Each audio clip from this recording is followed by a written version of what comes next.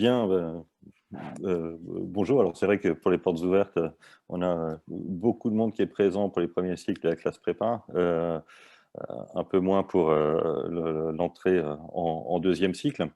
Mais finalement, ça illustre assez bien ce que je voulais vous dire par rapport à l'organisation de l'école et par rapport aux raisons qui peuvent vous amener à faire un DENSEP, à suivre un DENSEP à l'ESAM.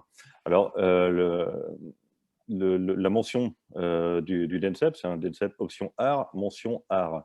Alors ça peut sembler curieux, parce que je crois qu'on doit être la seule école à avoir choisi cette tautologie entre art et art, mais finalement ça dit assez bien ce qu'on y fait, et notamment le fait que c'est une école qui a une vocation généraliste, c'est-à-dire à embrasser la question de l'art de la manière la plus large possible.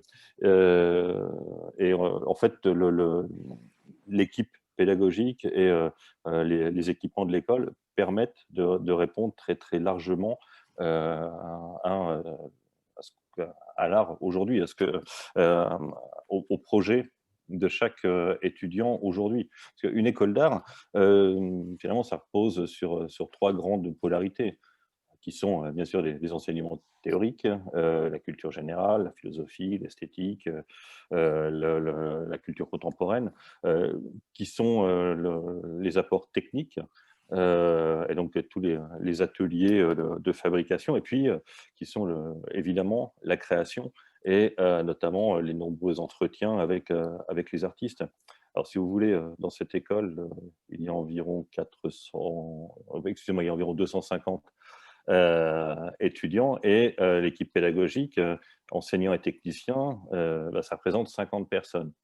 Euh, et ça veut dire que l'encadrement est très très important, et ça veut dire surtout que cette école, elle peut répondre au projet de chacun de ses étudiants, en fait. Et c'est ça finalement qui fait sa singularité dans une formation très, très généraliste. C'est-à-dire que vous pouvez aussi bien poursuivre un projet très individualisé, très différencié, avec un certain nombre d'enseignants qui vous amènera peut-être, je sais pas, des questions liées à la création numérique pour présenter votre diplôme, et dans la même promo, de la même manière, suivre un travail je sais pas, autour du bronze et de la sculpture, avec la même qualité d'encadrement. Donc, en fait, on a cette capacité-là à répondre de manière très, très individualisée. Toute la pédagogie est organisée pour répondre de manière très, très individualisée au projet de chaque étudiant qui vient suivre le cursus. Mais je vais passer la parole à Nicolas, qui va vous présenter plus en détail la manière dont s'organisent les 2 années de DENSEP à l'ESAM. Et puis on pourra parler peut-être également du soin qu'on apporte aux diplômés de l'école une fois que le diplôme est décroché. Donc, comme le disait Arnaud, c'est une mention très généraliste. Donc, en fait, c'est vraiment l'étudiant lui-même qui va créer son propre parcours. Donc, en premier cycle, on est encore dans la découverte et puis surtout la diversité des expériences. Et on élargit le plus possible le travail qu'on peut mener. En deuxième cycle, c'est une nouvelle étape. On va plutôt resserrer sur un travail qu'on a pu engager en premier cycle pour aller un peu plus dans le détail. Donc, pour y rentrer, on va passer une commission d'entrée. Donc, une commission, comme la plupart des commissions, ça va être un entretien avec l'équipe pédagogique, avec une présentation de dossiers personnels. Deuxième année, évidemment, on va assister à des cours de théorie tout au long de l'année. Les étudiants et les étudiantes vont participer à un séminaire. Donc, à l'école de Camp-Cherbourg, les séminaires, on essaye le plus possible de faire participer les étudiants à l'organisation même des séminaires.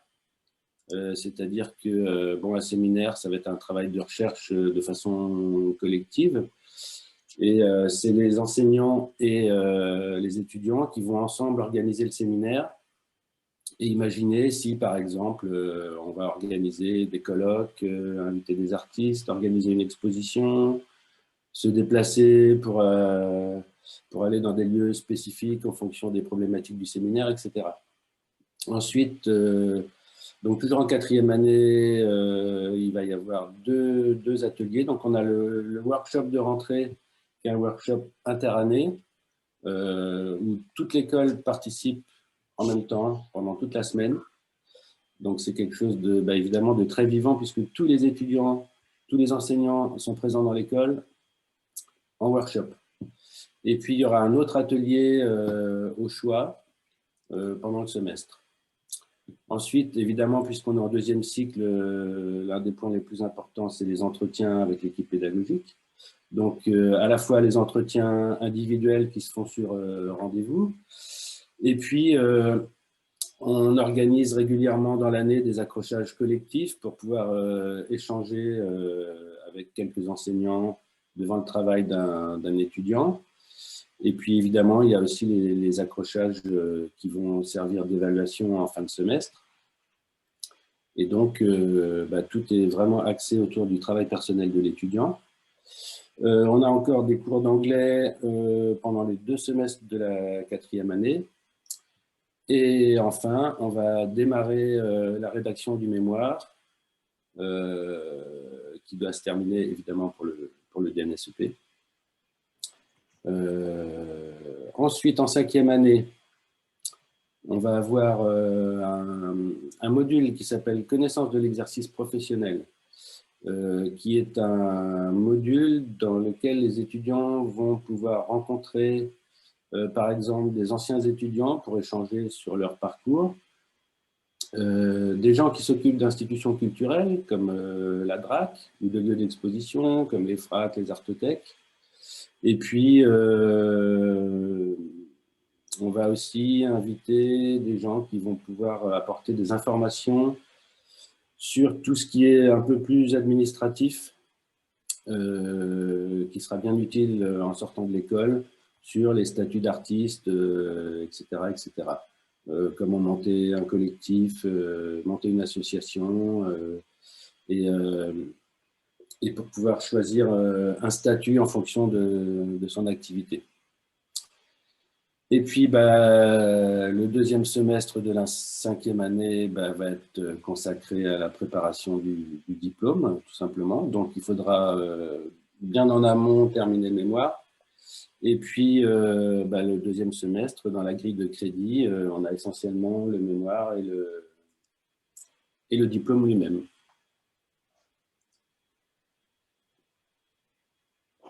Est-ce que c'est à peu près clair?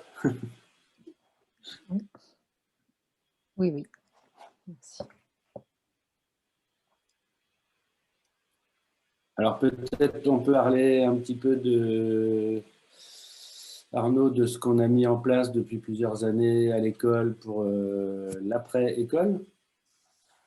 Oui, c'est un point qui est important pour nous. En fait, de manière générale, la question de la responsabilité de l'école est un point sur lequel on travaille beaucoup à tous les endroits, que ce soit déjà pendant les études, au niveau d'une responsabilité sociétale, donc c'est-à-dire, par exemple, on a signé une charte et on est très vigilant à son application pour l'égalité entre les genres, donc ce qui pose un climat dans l'école de respect très fort, responsabilité écologique également, où on est très attentif au fonctionnement de l'école, aux matériaux qui sont utilisés, aux énergies qui sont utilisées. Donc là, c'est un chantier qui est en train d'être mené progressivement. Il y a notamment des ateliers de permaculture dans l'école, par exemple, en considérant que c'est une forme de création, que de prendre soin du vivant, et que les artistes ont leur place dans ces préoccupations-là. On a une responsabilité numérique également dans les choix des logiciels qu'on peut faire, et dans la manière de travailler. Et puis, il y a la responsabilité sociale, donc là, qui concerne plus directement l'insertion professionnelle des diplômés de l'école. le fait d'avoir un diplôme, ça ne suffit pas pour une école d'art. C'est-à-dire que notre responsabilité, elle ne s'arrête pas le jour où on vous délivre un diplôme, même si vous êtes très, très brillant et qu'on est ravi de vous avoir accompagné pendant 2 ans. Il y a tout un travail qui suit et l'école a construit un réseau pour favoriser l'insertion de ces diplômés. Alors ça passe par plusieurs choses.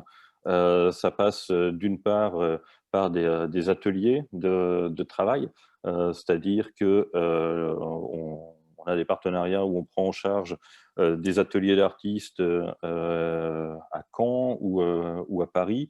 On a par exemple deux diplômés qui sont ad hoc en ce moment. Il y en a 6 ou 8 qui sont à Caen dans des ateliers pris en charge par l'école.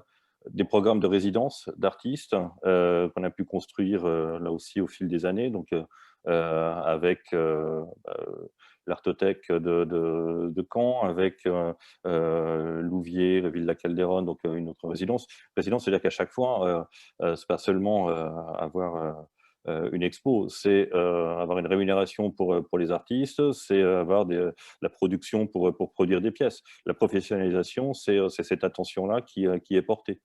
Par exemple, si vous voulez, cette année, on a organisé une exposition des diplômés euh, qui s'est déroulée juste au moment du confinement et vous pouvez voir en ligne le résultat de ce travail. Là aussi, dans cette logique d'insertion professionnelle, en considérant que c'est une exposition des diplômés et pas une exposition des étudiants, on verse des droits de représentation à chaque diplômé, même si le diplôme, vous l'avez obtenu 2 mois plus tôt. Mais pour moi, c'est symbolique, mais c'est significatif de l'attention qu'on porte à ce point. On a un partenariat depuis un certain nombre d'années avec le Confort Moderne, qui est un centre d'art contemporain à Poitiers, où deux diplômés vont passer 3 ou 4 mois au contact de curateurs, d'artistes, pour nourrir leur réseau. Là aussi, pouvoir déboucher sur un certain nombre de choses après cette résidence. Il y a un programme international qu'on a développé avec Prague, avec la République tchèque, où au fil de l'année, des étudiants peuvent... en gros, on a un pied-à-terre, un petit studio dans un run space qui permet donc à des étudiants au fil de l'année de se rendre à Prague, et puis un partenariat pendant l'été avec un centre d'art, la Meat Factory, où là aussi, c'est un programme international, et dans ce centre d'art reçoit 8 étudiants, 8 jeunes artistes, et parmi ces 8 jeunes artistes, il y a un diplômé de l'ESAM chaque fois. Et puis, il y a également des aides de l'école lors des différentes sélections qui peuvent, qui sont en place. Je pense par exemple à la Biennale de Mulhouse ou à la Biennale de Saint-Étienne, où là, l'école accompagne, favorise la logistique, la production des pièces pour les diplômés qui sont sélectionnés dans ces biennales. Un 3e cycle également, un doctorat de création qu'on a mis en place, donc qui permet, après plusieurs années donc, à des jeunes artistes de suivre un doctorat avec à la fois, avec la double culture de l'université et des écoles d'art, donc c'est-à-dire qu'il y a à la fois la rigueur scientifique et puis la création, l'œuvre, qui est un des enjeux de la recherche. Donc, en fait, tous ces éléments-là, qui ont vocation à être encore développés, et c'est vrai que ça a été un peu stoppé avec les différentes crises sanitaires. Il y a un certain nombre de partenariats internationaux, notamment, qui n'ont pas encore été complètement déployés. Mais tous ces éléments-là, pour moi, ils sont essentiels dans le projet de l'école, parce que c'est le soin qu'on apporte à la formation des étudiants, on le poursuit, on apporte le même soin à leur insertion derrière. Mais c'est aussi une manière de dire qu'on a confiance en les étudiants qu'on forme, les diplômés qu'on forme, et qu'on a envie de les retrouver sur les scènes de l'art contemporain.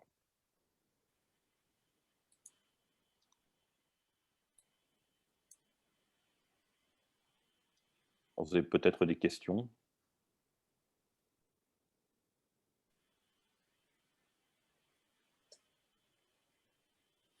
DNSEP 1, enfin première année, d'ateliers à choisir, c'est ça? pour Oui.